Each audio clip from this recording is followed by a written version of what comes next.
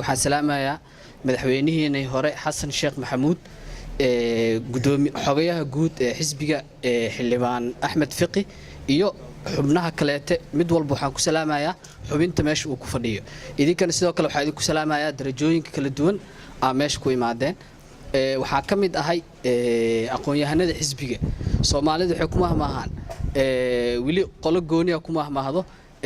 ariir langaawan aw makaalayaan ya marka maadaama oo aqoonyahan marka maqashaan dadku waxay raadiyaan nin bidaar leh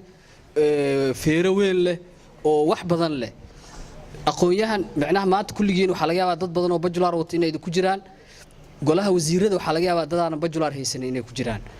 marka aqoonta waa haysatiin waxa idin ka dhiman kaliya waxa waay cimri waay cimrigaas marka hesho kulligiin lacag u baahan tihiin adoo 12 sano jiro lacag ma helaysid adoo 12 sano jiro darajo ma helaysid bajular ma qaadanaysid macnaha marka mar walba maxaa u baahan tahay wax ku xayiraay maxaa waay cimri waay marka ilaahay ka tuug inuu cimri ku siiyo mar walba cimrigaaga uu bato lacag helaysaa wax walba helaysaa way sii badanaysaa macnaha marka waxa rabaa marka inaa wax yar idinkaga sheego laba qodob magaalada Muqdisho waxa ku taalo laba xiro macnaha halka eray oo kaliya inaa ku soo koobay laba xiro ku taalo hal xiran dawladda ku jirto hal xiran IDPs ka ku jira macnaha IDPs ku xig soo qaxeen gobolada